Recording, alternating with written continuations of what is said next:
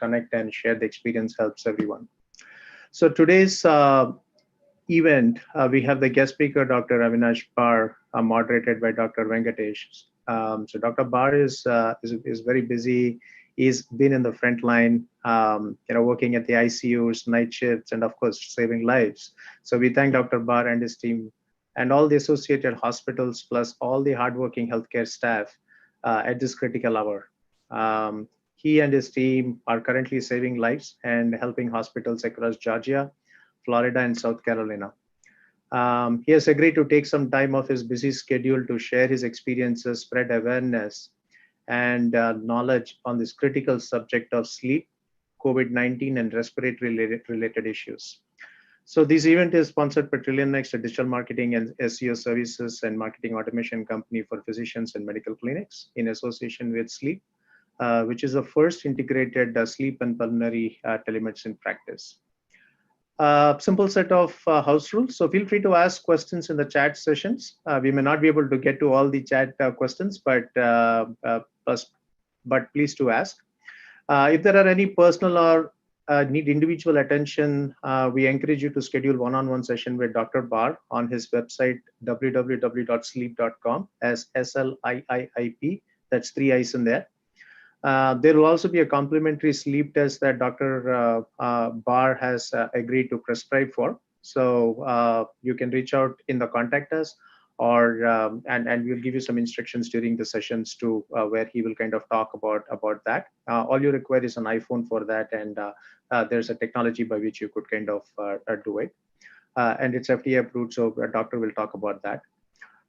All he requires is the first name, last name, date of birth, and country, and he will kind of tell you those details too, and you kind of directly interact with him to give all your personal details. Of course, everyone new joining in or anybody around, please mute your phone and laptops for any background noises. And without much ado, over to you, Venkat.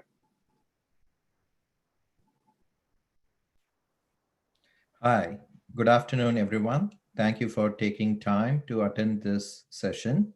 My name is Venkat Bala. I'm owner and founder of VBK Pharma, a health and wellness care provider, mainly involved with the healthcare brands, but most importantly, founder and creator of Mucinex cough cold products in the US.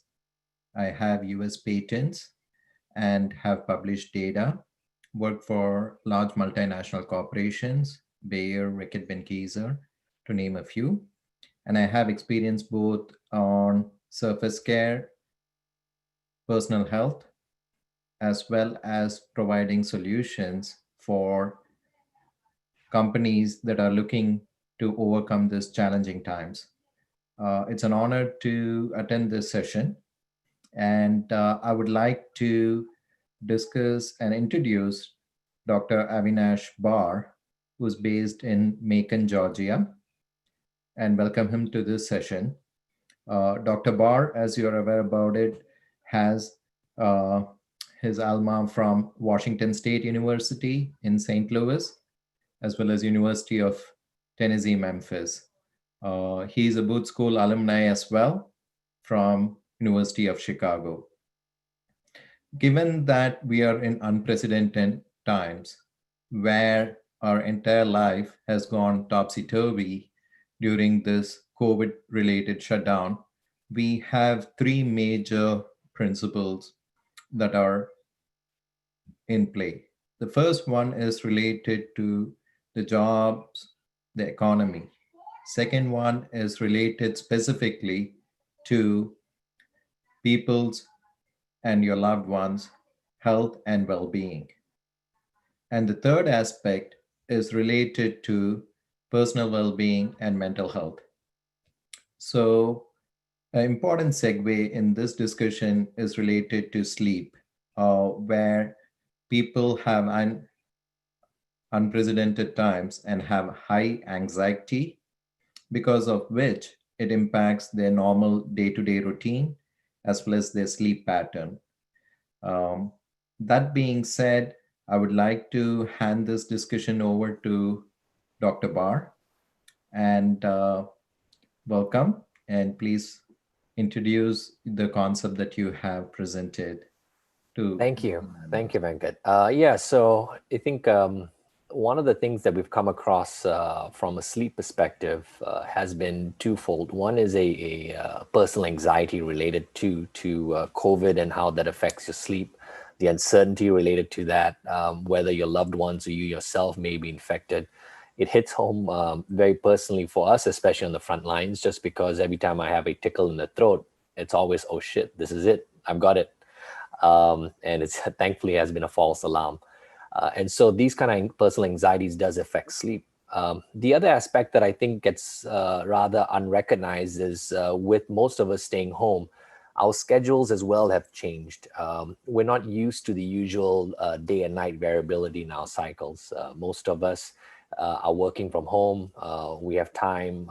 We're not expanding our energy as much traveling. There's a lack of exhaustion. We are able to take naps if we want to during the day. Sometimes we're a lot less mobile. And so this lack of sort of day-night sort of variability affects how we're able to fall asleep at night. Most of my patients I've actually come across and spoken through and treated by telemedicine. Main issue seems to be scheduling, which is an interesting thing because most of the time scheduling was an issue when we used to work was related to weekdays and weekends, when your weekday schedule is rather different compared to your weekend schedule. And getting back to work, you'd have something called on a Sunday night, the social jet lag, because on a Friday and Saturday night, you would go to sleep later. And then on Sunday, you try to force your body to go to sleep a little earlier, and your body's not used to it because it hasn't really been awake and hasn't been exhausted enough yet. And so the scheduling has now transferred itself throughout the whole week. And patients that I've spoken to have also had issues when they've gone back to work and complaining a lot more of insomnia and difficulty falling asleep. Then obviously, if you're not falling asleep, your mind tends to wander. And then thoughts about COVID and whether it's safe to go back to work and whether your children, what are they protected? Are your parents protected? And so all these thoughts and the anxiety builds up with that. So I think that's how I've seen a lot of the convergence between sleep and COVID primarily. So can we launch the polling just to kind of see what is the? I'm just launching the poll. So let's have a quick minute to see what's. So the question is, have you? Yeah, it's pretty.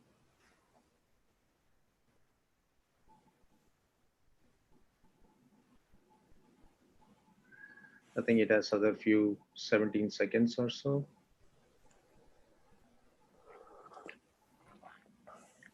Okay.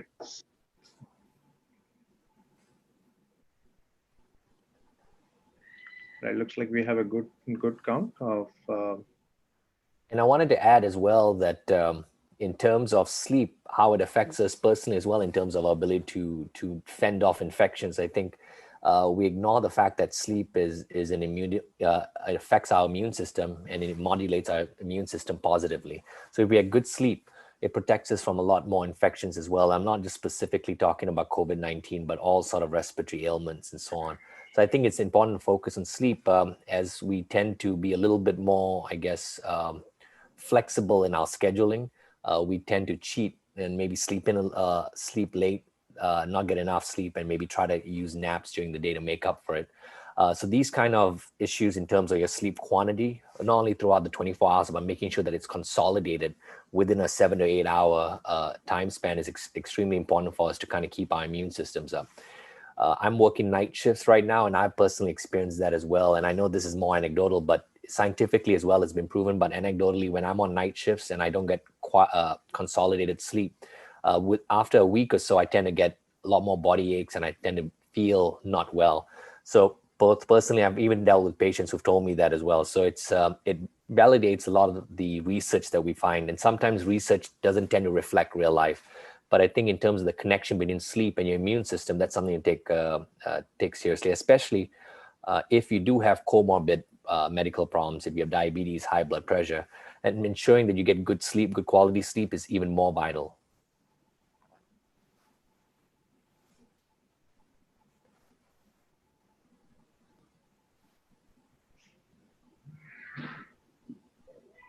Venkat? Very good. Yes, thank you. Thank you, Dr. Bhar.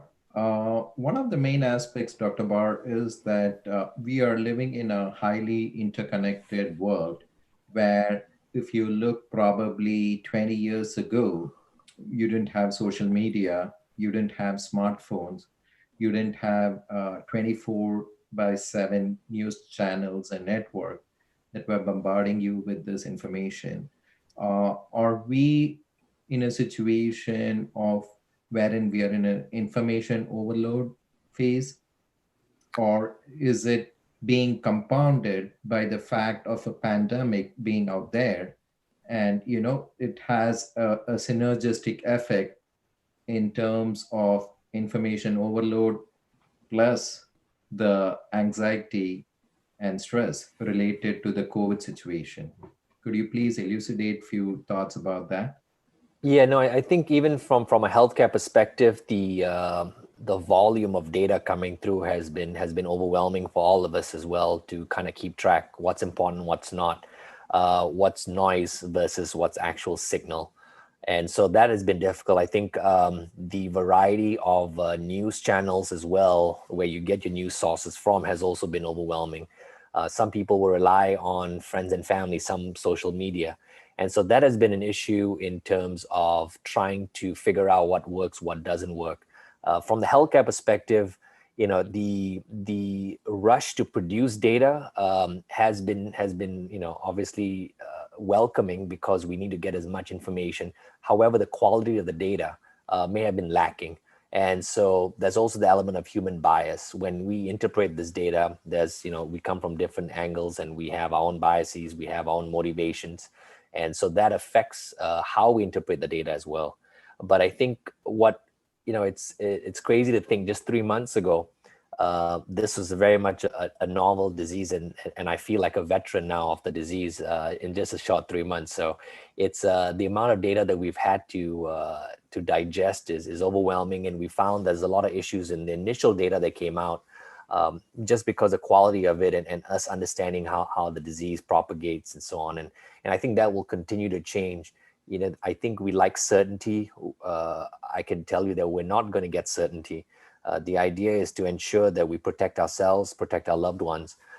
The suggested mechanisms of hand washing and ensuring that you wear a face mask when you're out in public, avoiding large gatherings at this time, especially if you have a comorbid medical condition, is still vital. There's no real silver bullet to all of this. There's recent studies that have actually been encouraging in terms of treatment for COVID, in terms of steroid use, or something called dexamethasone, which is a kind of steroid. There was a study that was done in England, and that has been highly encouraging in terms of mortality benefit. The initial studies that came out for other drugs and so on haven't been all that great, but at this time, we're not holding back in terms of trying to decide what to use and what not to use. We tend to throw the kitchen sink. So my background, being a sleep, pulmonary, and critical care physician, I work in the ICU as well. So I kind of straddle both worlds. And in the ICU, a lot of the patients that we see are highly ill and on life support or mechanical ventilation. And these patients, we generally will throw the kitchen sink at them. So we'll give them remdesivir, we'll give them convalescent plasma, we'll give them dexamethasone.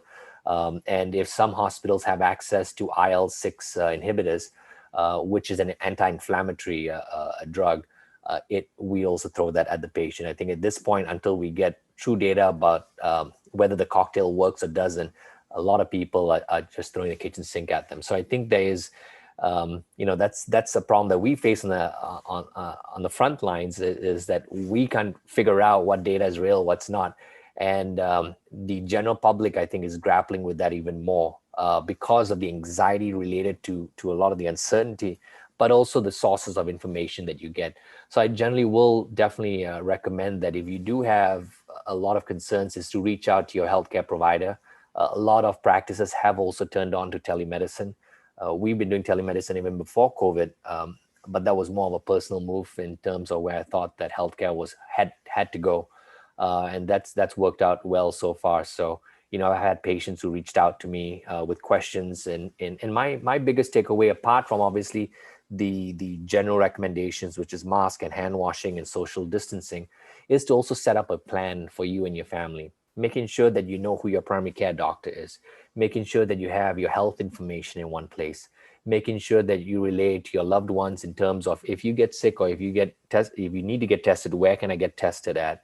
These are kind of information that'd be helpful to get upfront. It reduces anxiety as you have time to plan for something that may happen, where to go to, which hospital to go to if you need to. And so making sure that you have contact with a health professional.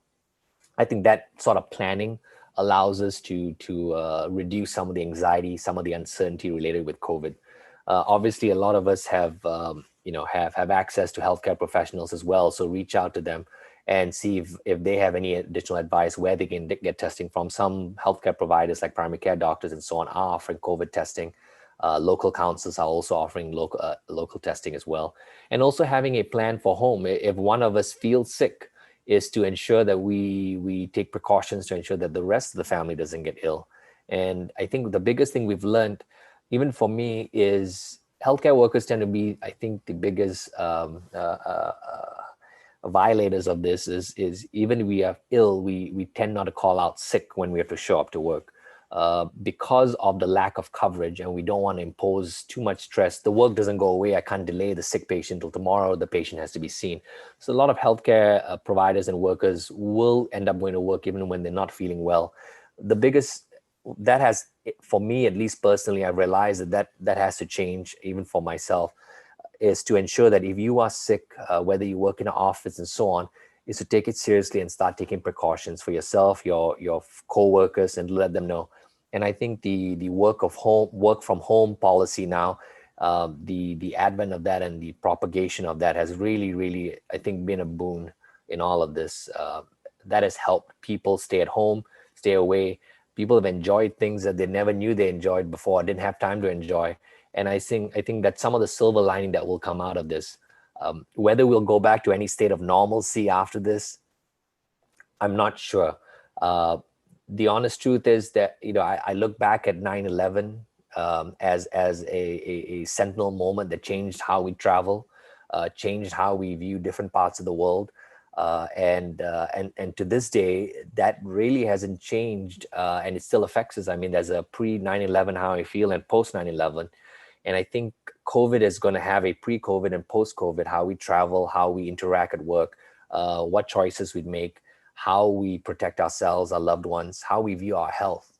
I think for a long time, we've ignored blood pressure issues and high blood pressure issues and cholesterol issues and diabetes as, oh, I'll take a medication and I'll pop a pill and I'll be done with it.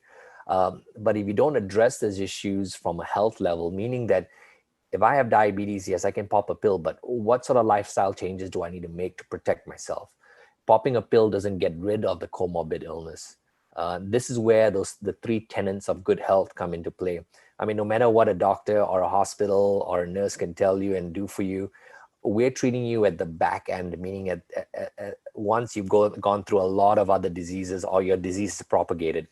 But the three tenets of good health is mobility and eating or nutrition. And mobility meaning exercise or even making sure that you keep moving.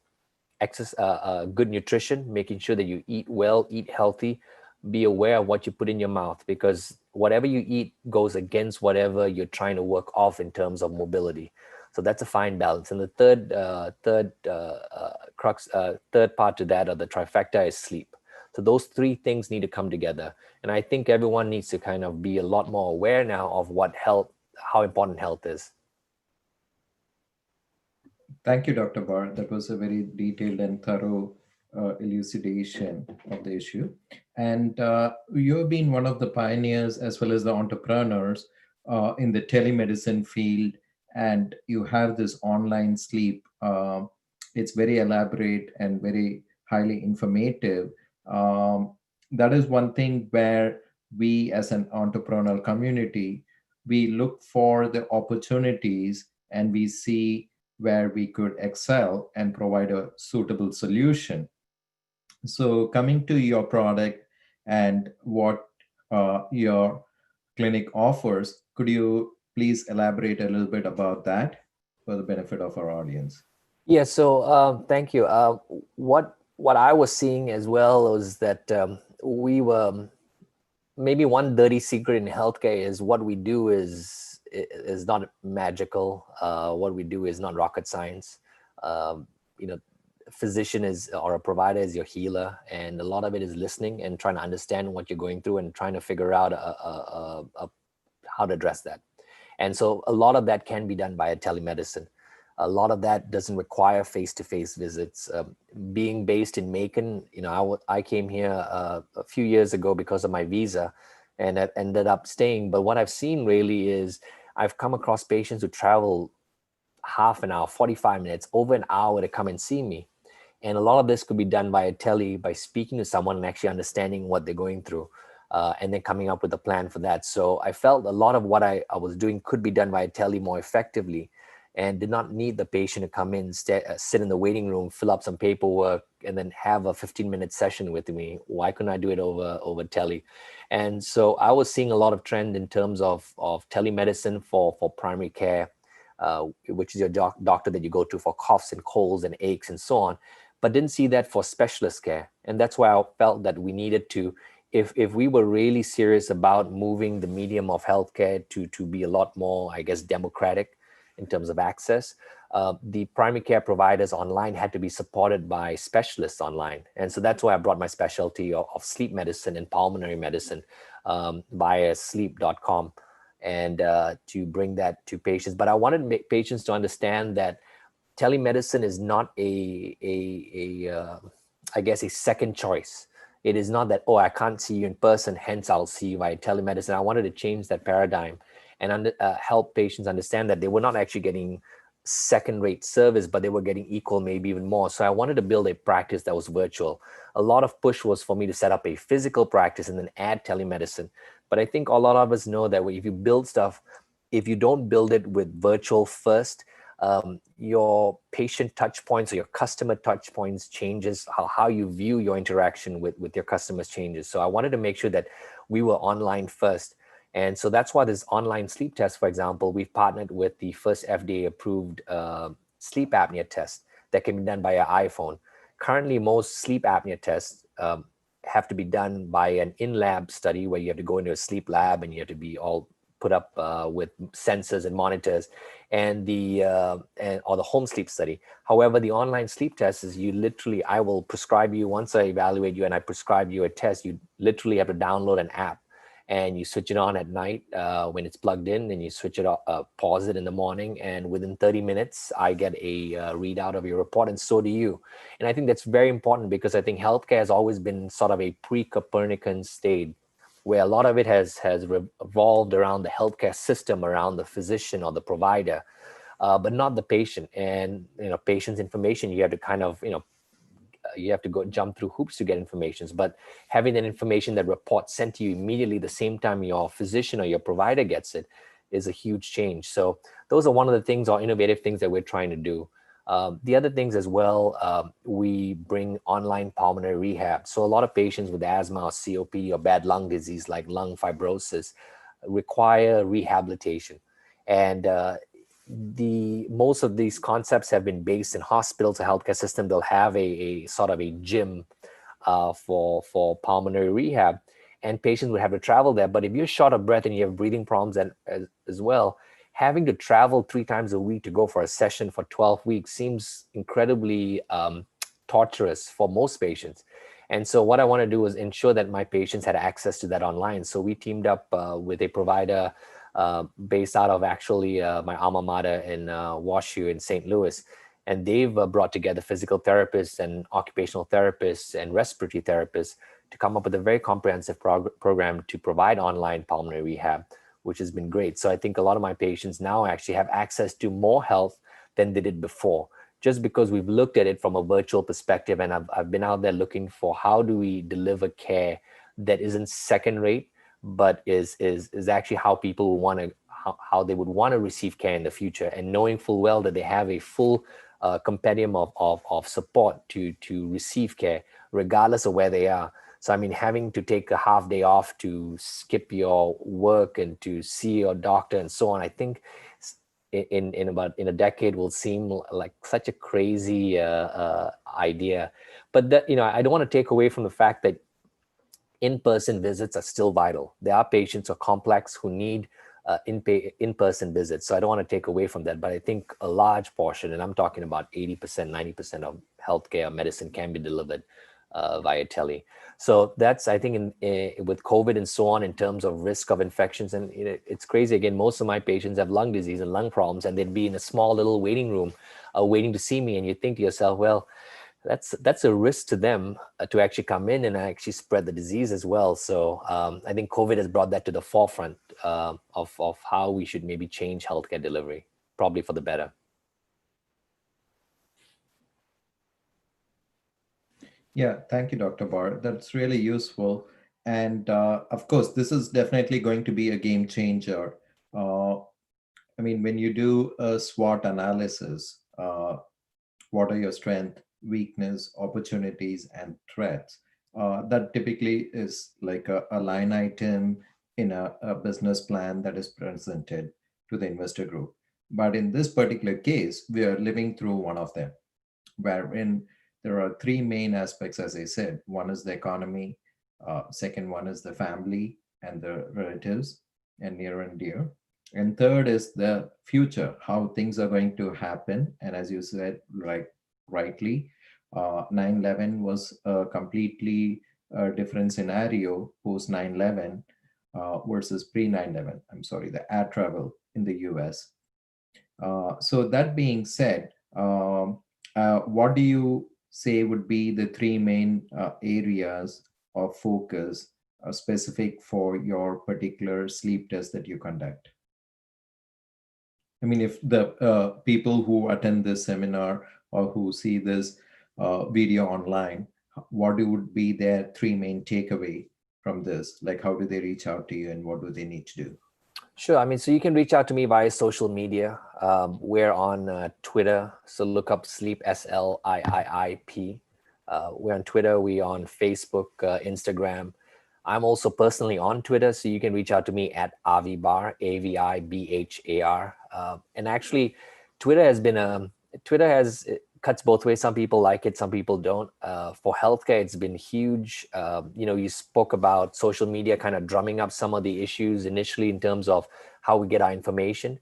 But a lot of the initial alarm bells that were rung for COVID actually came through Twitter, and a lot of smart people who are not with healthcare backgrounds, but people who analysts and so on were starting to look at the data that they were getting and started informing the rest of us that there was something coming. So, I think one of the key takeaways I've taken from that is that social media, while there's a lot of the signal to noise ratio sometimes is poor, you do get, if you do follow sources that are reliable, that are smart people that you can rely on as well, that becomes a huge boon. And so I think the information we've gotten as well through Twitter in terms of the vibrancy of the debate has helped.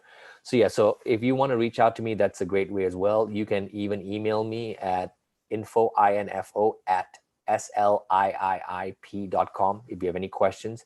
But if you feel like you need to schedule a visit as well, just go to the website, sleep.com, and schedule a visit. I'll be happy to see you. We accept all commercial payers and so on. So if you or your loved ones have any questions, I'll be happy to go through that with you and see. There's sometimes it can be a second opinion.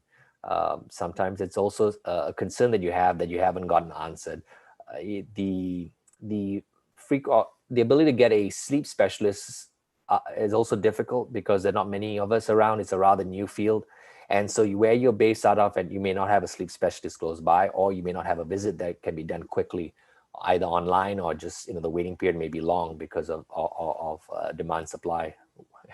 Going to booth, I think demand supply has changed the way I say that now as well, and think about that. But yeah, so I think, having reaching out to us, if you need any questions answered or your loved ones, we'll be happy to help you with that. We do also produce blogs, so if there's any questions, I try to answer them as well, especially when I start getting questions that I think need to be answered. The idea is I don't want physicians or providers to be gatekeepers to good care. I think we have to democratize access to that. There's never going to be enough providers around for all the illnesses that we face. And so all this worry about shortages and so on, I think it alerts us that we can crank out as many doctors or nurses or nurse practitioners as we want to, but we really need to put information in the hands of the public. And so that's why it's important for physicians and providers out there to actually be a lot more active on social media and be reachable. Even in my old job as when I was employed by a healthcare system, it took me over 6 months to get an email address for my practice, because the number of barriers that I go through and so on just to get an email address is huge. And that was the first thing I said in my practice. Like, patients need to get in touch with me. And people are always worried about HIPAA violations, but HIPAA violations really are me, how I deal with your information. Am I sharing that with other people that I shouldn't be sharing that with? And as long as we conduct it over media that is encrypted, so all my email inboxes are encrypted. The telemedicine site as well that we conduct the visit on as well is encrypted. And so you have privacy in that sense. So I think, how we interact with the public is important. So, if you want to reach out to me via social media, that's fine. If you have personal questions as well via email, that works. And obviously setting up a visit via the website as well is equally applicable. Okay, thank you, Dr. Bhar. I would like to open up now for any questions from our attendees. You can feel free to type in your questions in the chat window, and I'll be able to read them out loud for benefit of our online viewers. And we can go through the list. Okay. And while we wait for the questions, I kind of want to chime in as well. What I found as well when I practice via telemedicine is I actually have more focus on the patient than I did before. And it's because I actually am just there talking to you.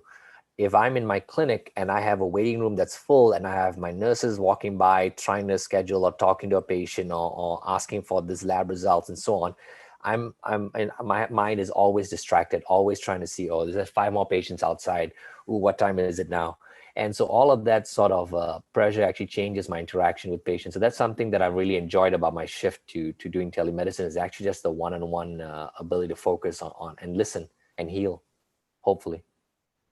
Yeah, that is a very good observation, Dr. Bhar, because I have seen with the recent electronicization of medical records like EMR and test results, as well as the one-on-one interaction between the doctor and the patient being impacted in a general a physical office environment.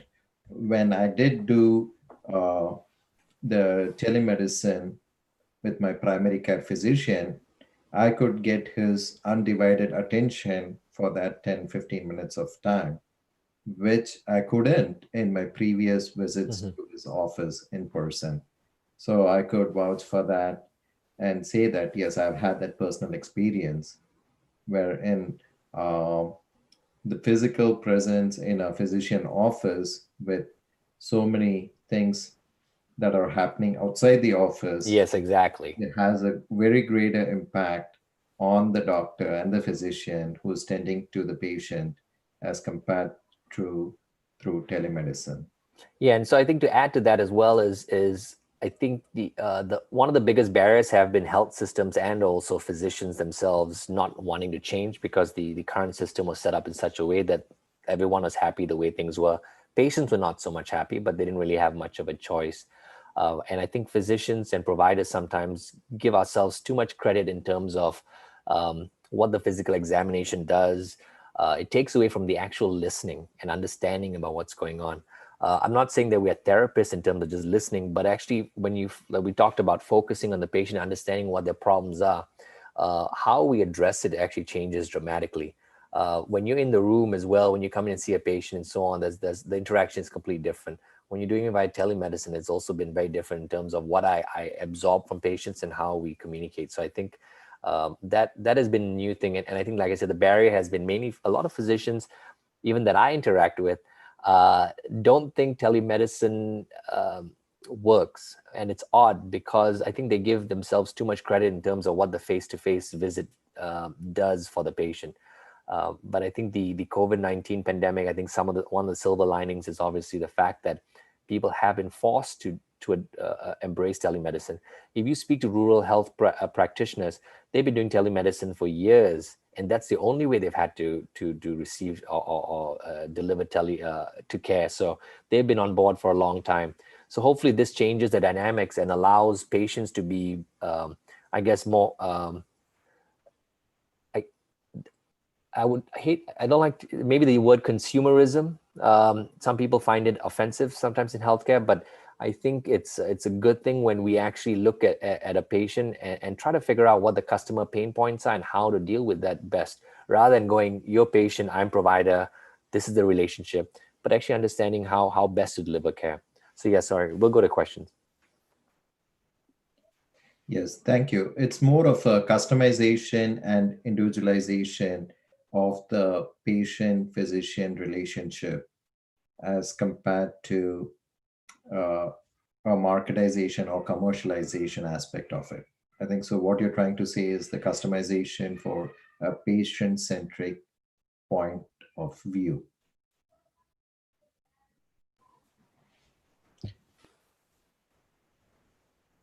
Are there any questions that you need me to address? Yeah, I'm just going through our message boards. I don't see any.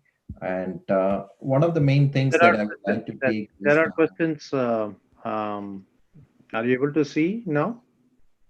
So there are like 6 questions that have come up. Are you able to see? Sorry, I'm unable to see that. Okay, so one is about one of the question is that Dr. Bhar, I'm retired, but I still am experiencing sleep issues, and I can go to sleep or get up whenever I please. Comments, please. Well, thanks for your question. It's a difficult question to answer with so little information. It depends on what your routine was before, what your routine is now, what medications you're on, what that can affect you. Sometimes the food that we eat can affect you as well. Weight gain can affect sleep as well. And so there's a myriad of possibilities that affect your ability to fall asleep and stay asleep. At times, as we get older, there are other medical conditions that may come up that cause you to have issues related to sleep itself, whether it's a breathing issue or a neurological issue or pain issues. So these are all symptoms that do come up that affect our sleep. And regarding the sleep test that you asked about as well, it can be done in an iPhone. The reason is it was interesting because why the sleep test that I'm prescribing is, and we're actually, just to give you an idea of how slow doctors are to embrace technology, we're the sole exclusive telemedicine providers of this test. And so what I found out from the owners of the test was that it can only be done on the iPhone because the iPhone is very strict in terms of their sensors and their mic and monitors. What the test does is actually measure or listen to your respiratory effort, and based on that and through an algorithm, determine if you have risk for sleep apnea, whether you're high risk or low risk. And so the Androids, though, comes in various forms and types, and their mics and so on may differ. So the reliability of it or the reproducibility of it was lacking. So that's why it's FDA approved only for your iPhone. But if you all have a family member in your household itself that has an iPhone, you can open the app on that and register on that and use that for your sleep test overnight. So that's one way to address that. Okay. And that has to be prescribed, correct? Yes, it has to be medically prescribed. Yes. One important point that we want to tell all our viewers is that we cannot prescribe anything. We are not doctors, at least myself personally and the host. But what we would like to channel our discussion is that we have a physician. He has worked real time in COVID situation, as well as he has a platform for providing telemedicine. And one of the specific areas is specific to sleep and sleep apnea. So if there is any medical related questions or technicalities, please direct that question to Dr. Bhar. Yes. And I'd like to go ahead and address the question as well. When do you advise a sleep test? And I think that's a very important question.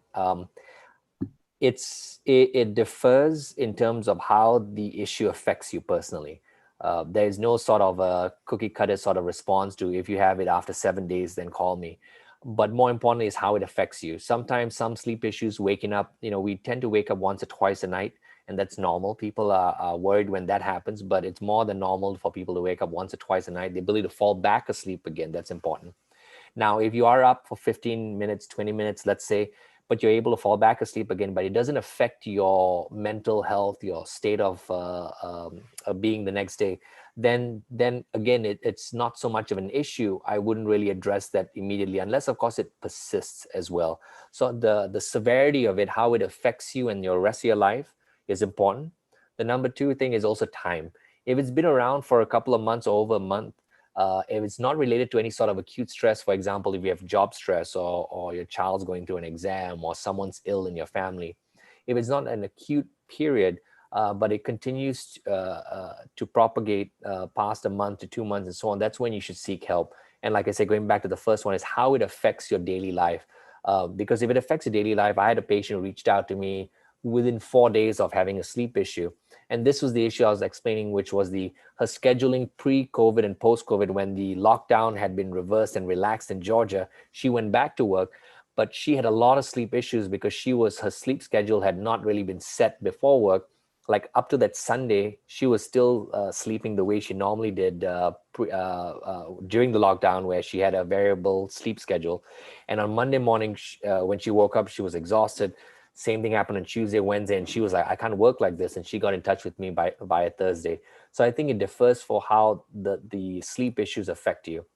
I find another component to that is, as human beings, we tend to rationalize. I do that all the time. I do that every day, probably every minute, every day. And we tend to subscribe. So whether you're short of breath for when you walk up a flight of stairs, I've just put on weight, or I'm getting older, and so on. I think we do tend to ascribe all these issues and rationalize it away. Or you're waking up tired, but then you're like relying on coffee, or you need a shower before you really feel awake. But understanding full well, when you fall asleep at night and if you wake up, and if you get the right kind of sleep and the right amount of sleep, you should wake up pretty awake, in terms of your ability to feel that you're alert and so on, and you shouldn't feel groggy. So I think a lot of this is actually being honest about how you feel, and how sleep or any respiratory issues affect your actual daily life, without trying to just rationalize it away, just going, it's old age, or it's just this, or it's just that, especially if it continues to propagate or perpetuate. So I hope that answered your question. So one of the questions is about, could you address information overload? I am told that falling asleep suddenly is a stress response. What is the best way to combat that? Switch off your phone. That would be the easiest way to do it. I would say go to reliable sources, in terms of where you get, I think Johns Hopkins has a great website for COVID related news. If you want to, I tend to stay away from US. I hope I don't offend anyone, but I tend to stay away from US related websites and news sites, because I think there's more hype than actual fact. I'm a big believer in BBC, so that's my personal choice. But I tend not to, I don't read any of my mom's WhatsApp messages on COVID, because I find that seems to be counterproductive. But yeah, so I think in terms of stress and information overload, I think one thing is important is to try to avoid anything stressful about an hour before bedtime. If we find, now this may not work for everyone. Some people can watch things that are morbid and crazy on TV, and then you switch off the TV, they go to bed, within 10 minutes they're asleep. And God bless those people, lucky for them. And some people need an hour, half an hour to wind the body down. So I think in terms of, if you're feeling stressed, whether it's work related, whether it's COVID related, is to have that hour before bedtime that you try to disengage from social media, disengage from TV, try to do things that are relaxing, kind of get your body, mind into a sort of relaxed state. And it's important for us to pick, I think the one thing that I find is, human beings are very socially social animals, and they like socially acceptable times to fall asleep. They think everyone falls asleep at 10:30, so I must fall asleep at 10:30. So my winding down period must start at 9:30. But that's not really the case. You should really try to go to bed when you're feeling tired.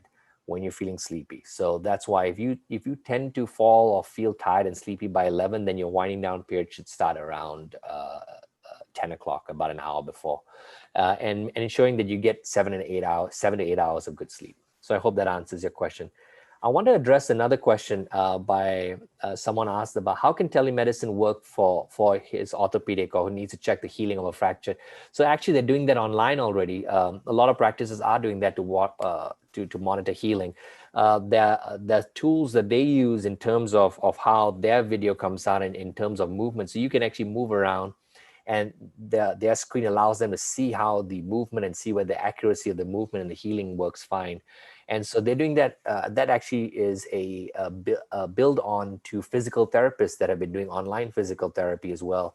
And so working with patients to ensure that their mobility post-operative period is adequate.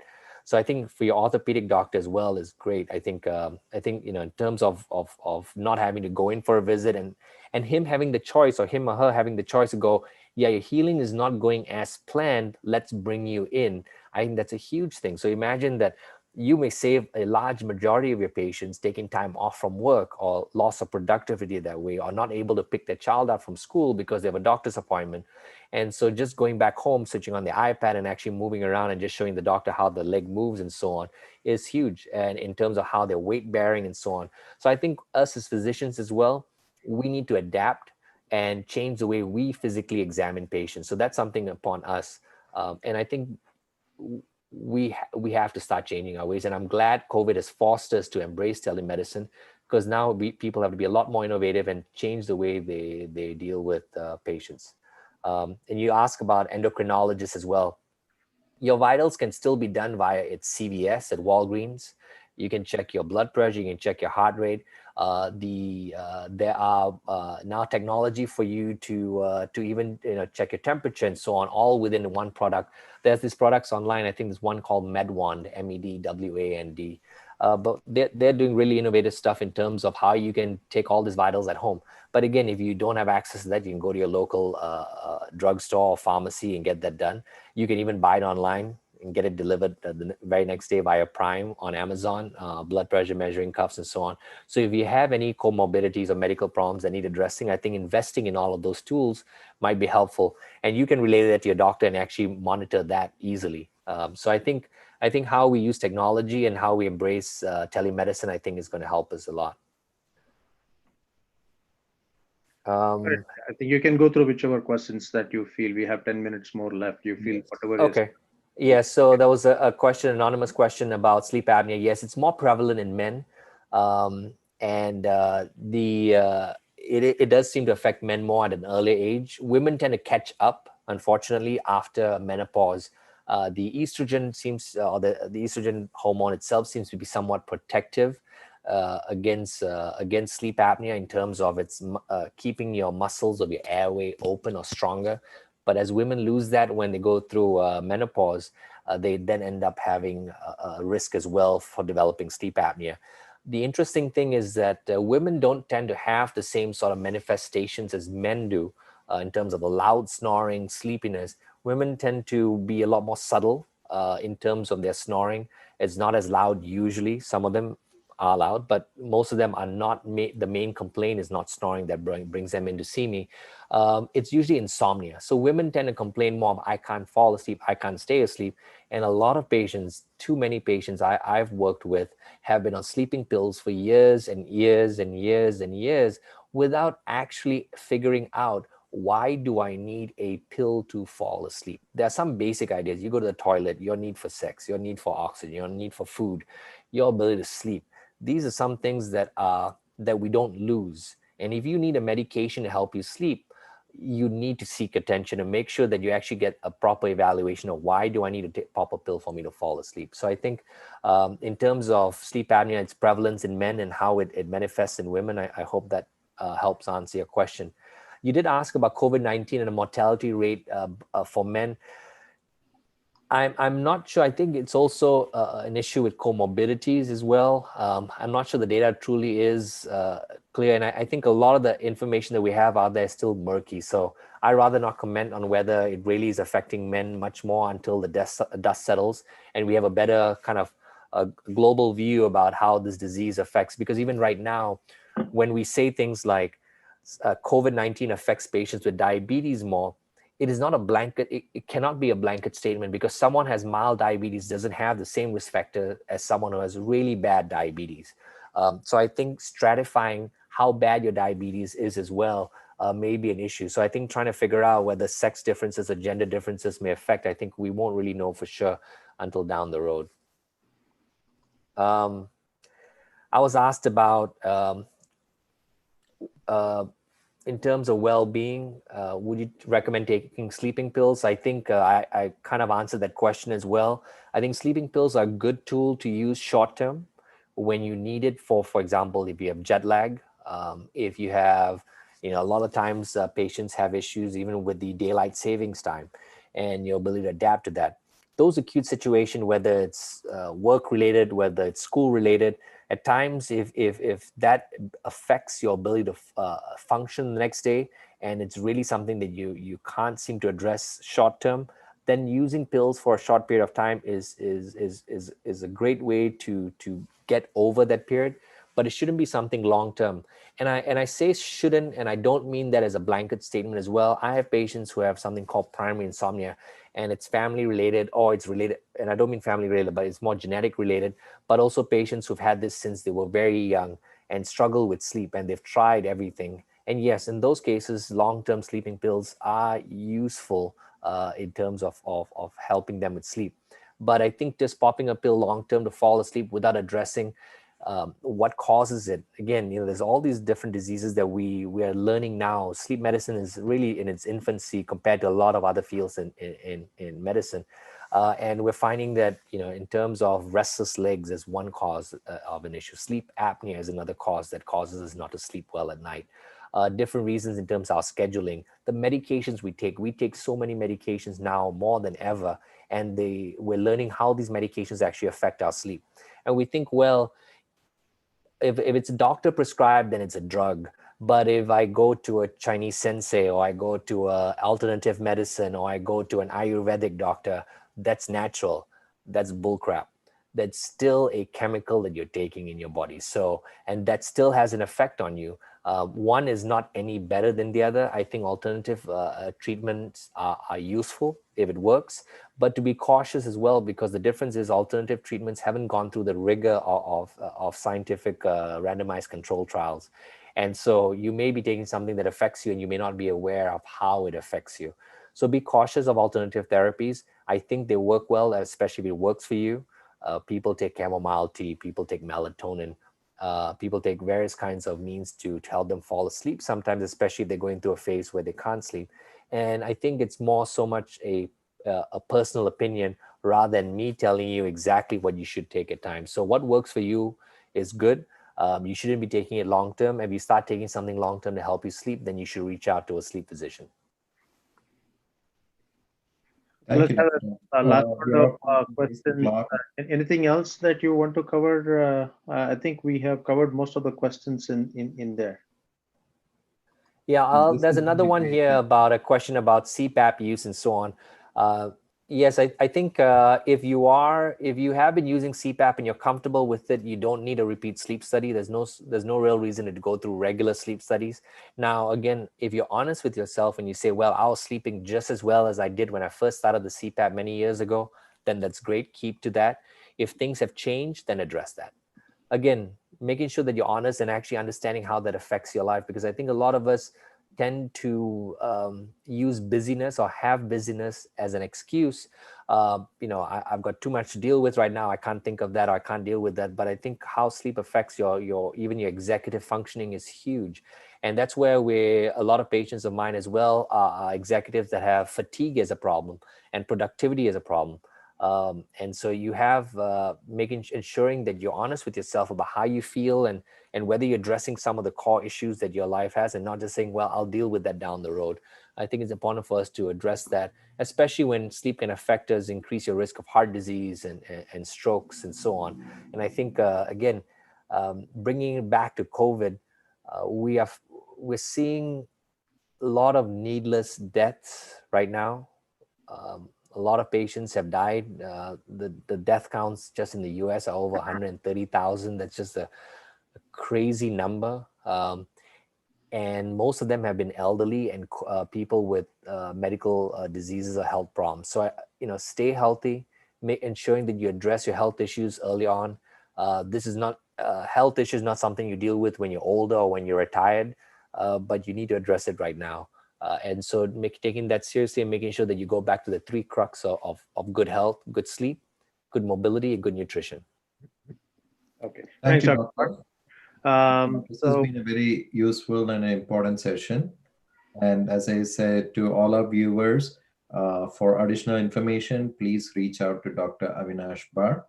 It's www.sliiip.com. It has 3 I in it.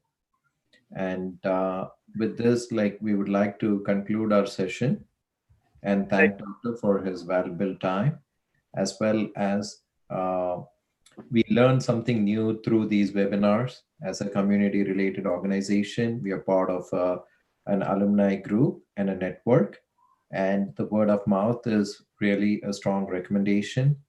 So there is help. Reach out for help and ask people and discuss these issues. And this is like a very critical point of time. And always we have rebounded back as a country, as a community, as a people in much tougher times historically. So this is just going to be a passing phase, but people need to reach out and ask for help. And there is like a support network that is out there professionally as well as through our alumni. And I think a final note as well, I wanted to thank Vignesh and his team at Trillion Next. They did an outstanding job setting this up. I hope people have gained from this, and his digital marketing team, they have been outstanding. So thank you, Vignesh, for doing this, and everyone stay safe. Thank you very much. So we thank the opportunity as well as and also everyone for tuning in during these tough times. We hope our attempt to spread knowledge, connect, and share experiences helps everyone. So thank you, Dr. Bhar and Dr. Venkatesh, for sharing your valuable experiences. I at least learned some new things. Hope everybody else did. And also want to take a minute to thank Chicago Boot Zoom session team, Kathleen for helping us setting this up, and also Srini from California Tamil TV to kind of streaming it live. So feel free to reach out to Dr. Bar, and everybody have a safe and good weekend.